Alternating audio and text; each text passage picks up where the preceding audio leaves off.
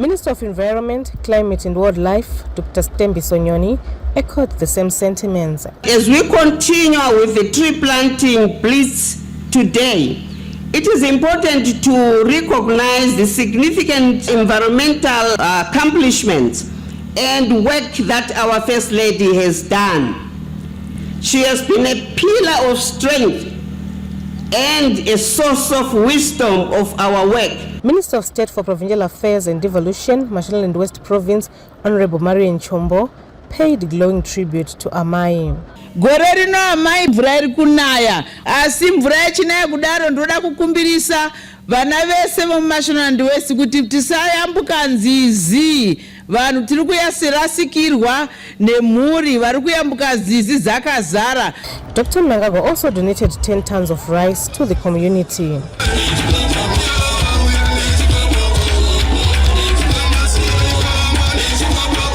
Colette Msanyera, ZBC News, Jimba. Oh, Dr. Mnangagwa, changing communities for the better. That reporter taking us to our Montreal studios in Bulawayo, where Sibukele Maposa will now give us the next stretch of the bulletin. Good evening to you, Sibukele. Thank you very much, Joyce and Justin, for the handover. Good evening, Zimbabwe. We carry on with the news. The Midlands High Court circuit has opened with a panel of 5 judges set to preside over high-profile cases, including murder, rape and armed robbery. Midlands High Court circuit opens a week after the official opening of the legal year in Bulawayo last Monday. Midlands Provincial Prosecutor Mr. Samuel Pedzai told ZBC News that Gweru has 47 cases, while 35 other cases are from Gokwe. Justice Mnamati Mtebedzi, Justice Naison Chivayo and Justice Wongani Ndlovu will preside over the Gweru cases. Both cases will be presided over by Justice Pisirai Kwenda and Justice Esther Mungwari. The Gweru magistrate courts are expected to be a hive of activity for the next 2 weeks as High Court judges preside over the high-profile cases with a view to reduce the case backlog. Tafara Chikumira, ZBC News, Gweru. Ambassadors to Zimbabwe are exploring new ways of upscaling bilateral relations with Zimbabwe. We get more on this from Wellington Makwane. The 2 envoys paid a courtesy call on the Permanent Secretary for Presidential Affairs in the Office of the President, Engineer Tafadzwa Mguti, to discuss areas of further cooperation. The Indian ambassador to Zimbabwe, His Excellency Brahma Kumar, said possible areas of exploration include trade, investment and development partnerships. I'm very happy and thankful to Government of Zimbabwe for choosing India to train its government officers under Trainers of Trainer program.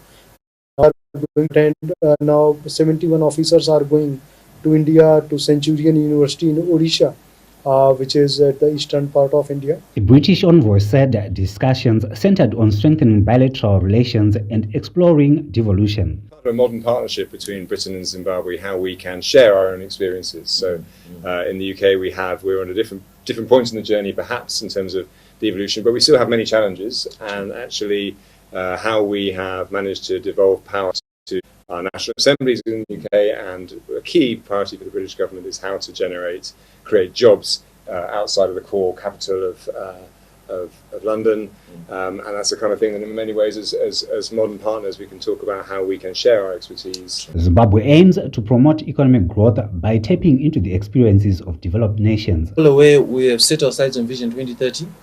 A lot of what Zimbabwe has gone through, many countries in the world have never gone through that. And one of the things that we always pray and thank God for is that we're still standing. However, the stage where we are now, building an upper middle income society, we can only get to that stage by learning from others. So yes, the earlier Indian envoy which came to pay a courtesy call to my office was also in the similar notion of what we're discussing. However, you will understand that the British economy and the Indian economy are way vast different, even their populations. And one of the things that we're trying to leverage on the Indian economy is how have they done their rural economic development strategies. But from the British side is how does a country that is not mining become one of the global players in mining. The courtesy calls underscore Zimbabwe's efforts to solidify diplomatic ties and cooperation with other nations in line with its engagement and re-engagement thrust. Wellington Makonese, ZBC News, Harare. The decision by the United States government to ban the social media application TikTok has been described as another clear case of America's double standards. Political analysts are convinced that recent developments must serve as a lesson to the global South that they should make decisions based on their own national security priorities. The United States of America has taken aim at social media application owners TikTok after what they defined as a national security threat. This has resulted in TikTok being temporarily banned in the United States in a move which political analysts questioning the U.S. stance on the Chinese firm, saying it confirms that the U.S. is an international bully. Political analyst Mr. Gibson Nyikadzino said the battle between TikTok and U.S. authorities cements the view that America has become a security threat. The element of hypocrisy is huge in this regard because when they raise concern over security issues, the same goes for nations of the global South. National security goes beyond, and in fact, national security goes first before freedom of expression. So I think what it tells us that there is a duplicity in terms of the behavior of the United States. When this happens to nations in the global South, they are condemned. Political scientist Mr. Tongai Dana added his voice. It should be spelled out that countries have a right to control information with countries. And when countries like Zimbabwe do that, the West should not be very hypocritical and say it's wrong when they are doing the very same thing. So what I would say to Zimbabwe is where we feel it's critical for national security, for stability, and for order in our country. Rationally, let's do what we have to do because the Americans in the West are doing what they have to do. Despite the resumption of operations after the intervention of President Donald Trump, observers believe each country has the right to pursue and protect national interests without undue interference from the West. Bruce Chawanda, ZBC News, Harare. And that'll be all from the Montrose News Desk. I am Sibigele Maposa. Joyce and Justin, over to you for the rest of the bulletin from this end. Good evening. Good evening and thank you, Sibukele and our crew from Montrose Studios in Bulawayo. We continue from Pockets Hill.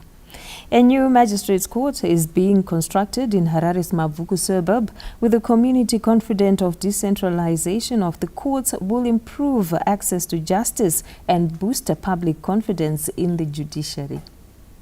Mavuku residents and surrounding communities have welcomed the initiative by the Judicial Service Commission to construct a courthouse in their area.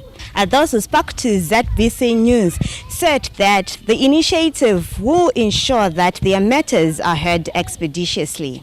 Decentralization ndio yatodaka chaizumunyika yekuti at least mosadzidza kutongerwa padhuze zvichatibatsira zvakanyanya nekuti tinenge tapadhuze hatichawaste mari dzemakombi kana tikaitawo zvatirwadza zvichatinetsawo kuenda kunomangarawo nyaya dzedu. Zvaitwa izvi zvangokurumidza kuti munhu achingobatwa munhu obva aiswa mukati mhosva yake yotongwa zvobva zvaenderana. Takukwanisa kubatsirwa padhuze hatichakwanisa kukwira mabhazi chienda kure, and at the same time we are going to be informed tichizowo zvimwewo zvinosingisa zvatisingazivi tichikwanisa kudzidza tiri padhuze. The JSC has been on an intensive drive to ensure that people have access to justice, hence the decentralization of courts. Fungai Jachi, ZBC News, Harare. From the courts, we go straight to business, where the 2025 edition of the World Economic Forum annual meetings started this Monday in Davos, Switzerland, with Zimbabwe participating at the global event to attract foreign capital into the country. I'm leading the delegation to the World Economic Forum annual meeting here in Davos, in Switzerland, where the theme of the discussions are on collaboration in an intelligent world. We're here to scout for investors to position Zimbabwe, to promote various opportunities that Zimbabwe offers, be it in the mining sector, agricultural sector, industry, infrastructure, right across the board, with a myriad of opportunities. We are meeting various investors who are keen to invest in Zimbabwe. Now, in addition to that, we're also going to be contributing to the global conversations, because WEF is a place where global conversations take place on difficult issues, so that we can all move together as mankind. There are issues to do with how we build trust around the world, how we can find new sources of economic growth, especially around the new energy and minerals, how we can deal with climate shocks and protect our economies and build the resilience, and then how to industrialize by promoting beneficiation and looking for industrialization opportunities from artificial intelligence and other biotech opportunities. So it's quite a robust agenda, and we'll be contributing to those debates. I've already written an article regarding the future of energy and minerals, such as lithium, such as rare earth minerals, and how we as Zimbabwe and Africa can benefit from those minerals.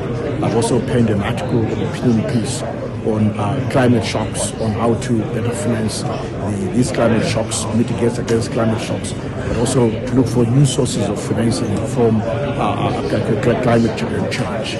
Now, in terms of investors, meeting investors in the mining sector, investors in the agricultural sector, so that we can really push the agenda of Zimbabwe is open for business, of scouting for new investors.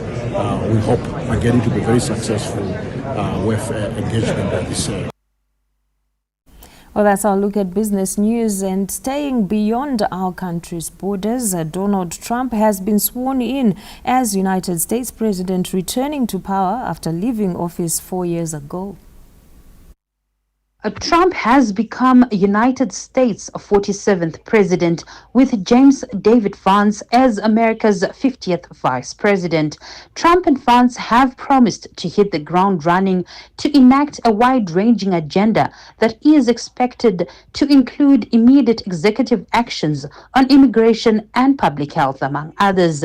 In his inaugural address, President Trump said his administration will look into ending poverty, growing the economy, and participating in ending wars. He also announced that with immediate effect, there shall only be two genders in America, male and female, bringing to the fore debates surrounding a sexual orientation in the country. Thousands of Palestinians are returning to the city of Rafah in the southern Gaza Strip after the ceasefire agreement, which took effect Sunday, ending over 15 months of deadly strikes. The extensive destruction throughout the city has, however, made it difficult for residents to identify their homes. The destroyed infrastructure includes water and electricity networks. A key part of the ceasefire arrangement is the release of hostages who were taken in the Hamas attack on the 7th of October 2023. While the first group of first 3 Israeli hostages were freed on Sunday, there are concerns that far more people could be in captivity than were previously reported. According to the Israeli Prison Service, 90 Palestinian prisoners, mainly women and teenage boys, were released overnight as part of the first phase of the ceasefire. We'll take a break. We'll return shortly with sport.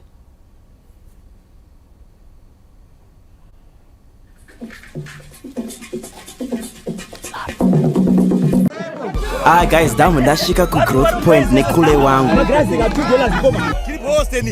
Pa growth point pari hectic pane joy panapa mombe chifambiswa pane preacher guys dynamicirwa pane jinjese pane DJ, and then I did my borodo ndarakiza kuti tinotamba panapa. Zukuru kana uchinge une nyota huya kamduze kamclose atiri kuti kudimba tiri kune Christmas paruzeva mwana wamdzara panonodzo pano papane joy yeseraira. Hey guys, mukuona kuti ndashika manje kumusha. Guys, bombe! Mukuona bombe! DJ Manyama! Hey cho, guys, kumusha kuri kufire. We're having fun, guys. Uyai kumusha, uyai. But guys, I need to find my sekuru. Yes, guys. Duan. Mangura. Zukura Mangura. Hey, ewe. Masuksa zikuru akumbono watanga kupeka muno mbuluru nese. Ndinga watengera. Infecta ndo watengera ndikita kwasira. Pana bayo. Chubata musmuka. Tamba ro shot. Shot. Iwe. Ndo fano ndo fara ndasa ini sekuru wako jojo. Mzukuru. Bayo. vanonyeba nyaya yemasoko yapinda papi papa Utakati ndio kuntinga masoko. Uri kundichinjira nyaya. Izvi chitamemeke. Ayo ndichazokudedza handitya. Ayo zvikuru wakamira nani? Ayo wakamira nani? Nene. Mangura wazezonzora. Mangura. Chiri puri kwanembe. Wanavaka. Sego, let me show you some of the games under Jaira. Those are your games. Hey! Sayangu, joy after joy. Joy after joy.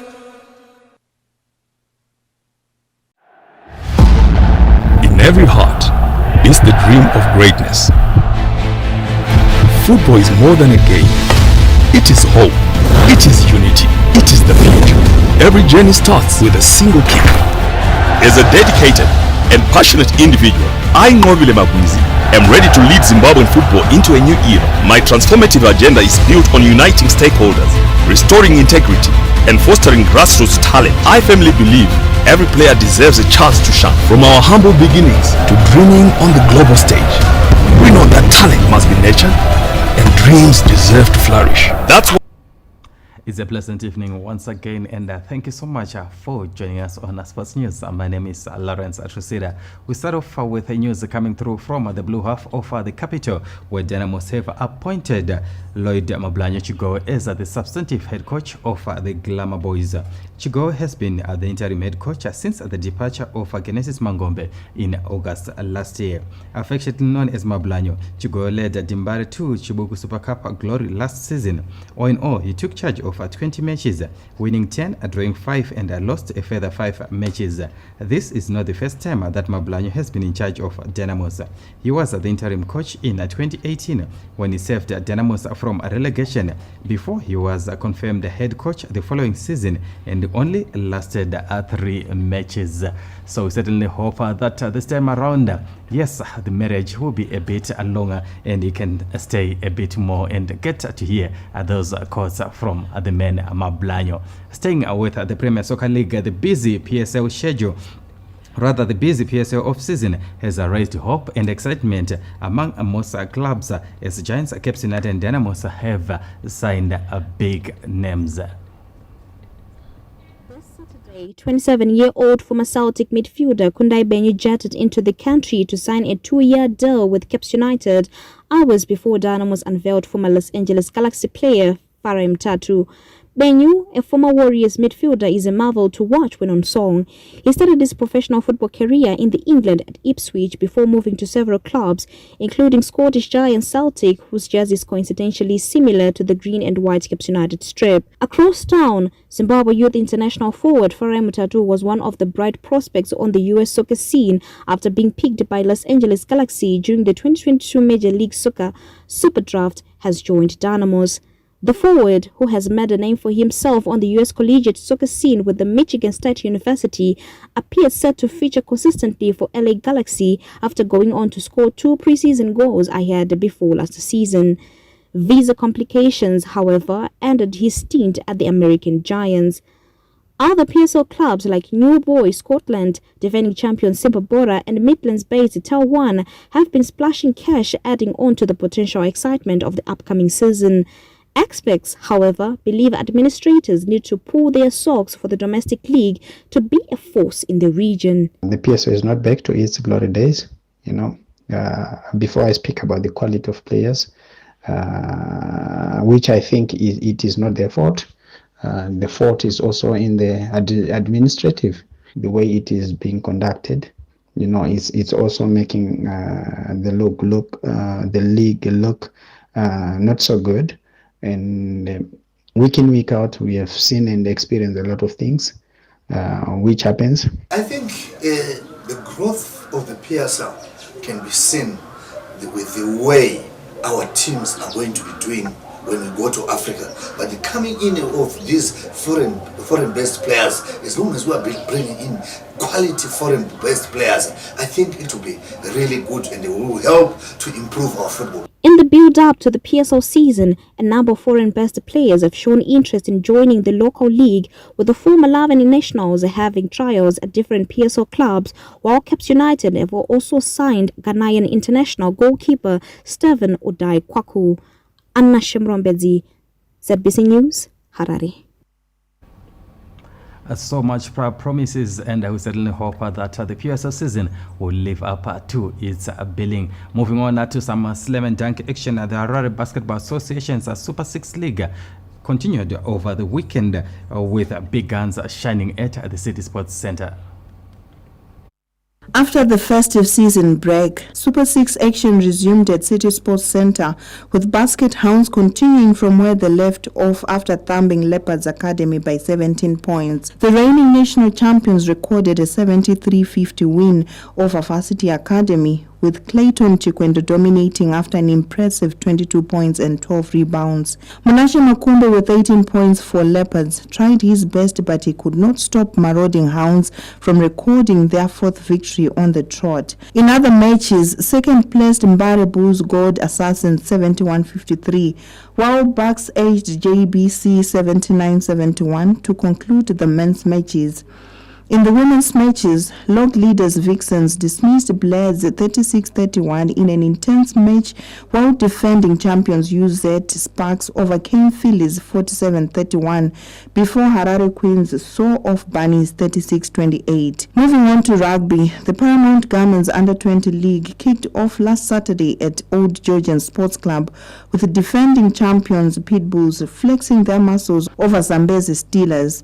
Six-time champions Pitbulls kicked off their title defense in style, walloping Steelers 45-10 as they seek to dominate the Under-20 League once again. Hosts Old Georgians thumped Zimbiru 67-0, while Harare Sports Club were too good for Marondera Talons, walking away with a 41-3 win. Old Hararians also had the better of Northern Chiefs 52-12, while Glenwood edged Pioneers 24-19 to conclude round one of the Under-20 League. Moving on to hockey now, Hippo Valley claimed the honors at the inaugural Intercities Hockey Tournament with a 4-2 victory over Bulawayo Hockey Club at the weekend. Well, it seems as if I'm not going to be getting that report where Hippo Valley managed to get the better of Bulawayo Hockey Club in the Intercities tournament, but that puts a wrap on Sports News. It's back to the main desk with Justin and Joyce. Oh, thank you very much there, Larry, for giving us our update. That's our daily dose of sport. Putting a cap on tonight's main news from all of us here. It's good night. Good night.